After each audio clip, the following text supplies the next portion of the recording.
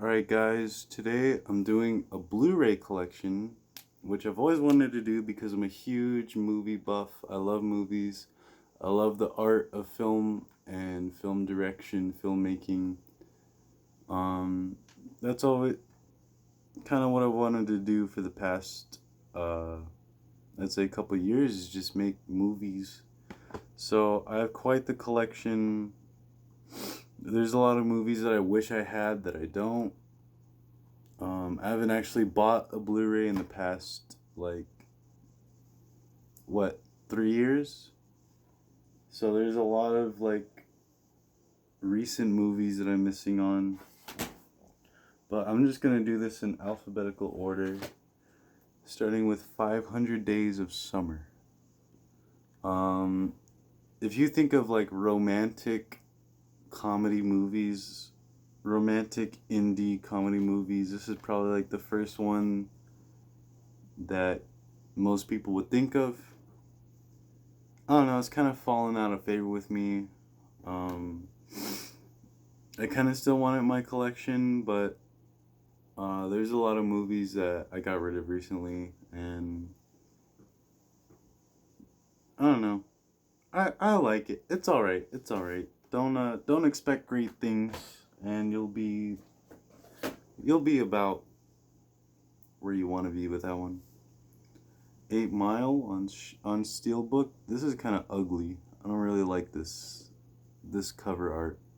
It's kind of ugly, but I like the last bit. Like the ending rap battles are cool. Other than that, it's kind of average. 8.5 on the Criterion Collection. I haven't seen this movie before, but I heard it was really good. Actually, I heard it was great. I heard it was about directing movies. So I'm gonna watch this eventually, of course, and I'm sure I'd love it. I just have to watch it first. And there's a lot of these that I haven't seen yet that I just bought for whatever reason.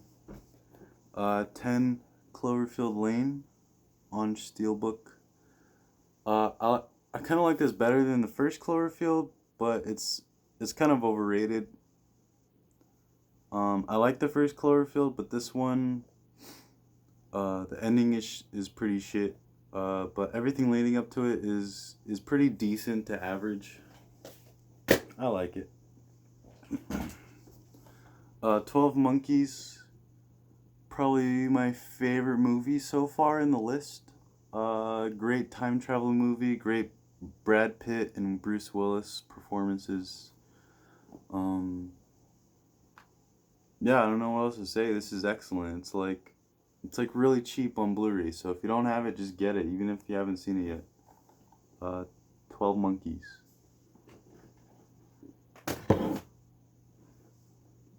Sorry for the lo-fi aspect of this, but it's gonna have to do. Okay, got my Samsung microphone, got my Samsung Galaxy S9, and we're good. That's all you need. That's all you need to make quality, average content. All right. 12 Angry Men on Criterion. This is probably my favorite so far. I thought it would be kind of average because everyone says it's like amazing, but whenever someone says something is amazing, I'm kind of skeptical because I've been let down in the past. But this is a 10, all right? One of the greatest, I'd say. I can't think of any other movies from the 1950s off the top of my head, but this is probably the best one. If I find another one that I can think of that's better than this one, I'll let you know. But this one's probably the best. 12 Years a Slave. Excellent film from Steve McQueen. Chiwetel Ejiofor. Excellent performance from that guy. Sorry I couldn't pronounce your name. Look at all these stickers. You got Voodoo. Voodoo isn't even a thing anymore. Alright? But great filmmaking, great sound design, just everything that you need to make a great film, this has in spades. It's not just about white guilt, alright? But this movie is hard to watch. White or black, doesn't matter who you are, it's hard to watch. So I've only seen it once. I'm gonna have to get on that at some point. 28 days later and 28 weeks later. I haven't seen the first one in years, but the second one I haven't seen at all. So I remember really, really liking the first one. Gonna have to watch that eventually. The 40-Year-Old Virgin with Steve Carrell. I love Steve Carrell. Just such an exciting person to watch for whatever reason. He's just charismatic, and any movie he's in, he can steal the show just like that. No problem. And I enjoy this one. I enjoy this one actually. For what it is, it's just like a comedy, kind of shitty. But Judd Apatow, you know how his movies go. But I'd say it's a high tier Judd Apatow movie, which isn't saying much, but I like it. 50-50. I haven't seen this in a long time, but I remember liking it. It's about cancer and it's kind of funny. That's about it. Some of my movies are like stuck together because I haven't like pulled them out in a long time, so they're all sweaty. 101 Dalmatians.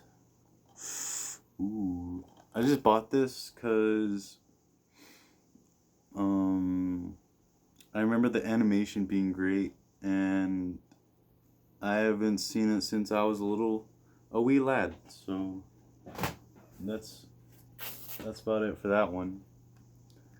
127 hours. I heard it was good. Haven't watched it yet. So The 400 Blows, a great coming of age movie, French New Wave. Slightly overrated, but I need to watch it again. I've only watched it once, and that's probably the problem that I'm having. But it's still like, I don't know, I'd give it like an 8 out of 10. Yeah, definitely need to watch that one again. This is probably blasphemy for me to be saying this, but 2001 Space Odyssey, probably Stanley Kubrick's most popular film, maybe up there with The Shining. Still haven't seen it yet. Only reason is because it's like 2.5 hours long. There's a lot of like shitty movies that I've seen that were 2.5 hours long that I would rather watch this. But just never got around to it. I just wanted the right time. I kind of want to watch it in theaters, but like every time it's in theaters, I don't have a chance to watch it. So that's that. After Earth, this movie's funny. And also boring. So I don't know why I have it, but yeah. I'm gonna grab another stack.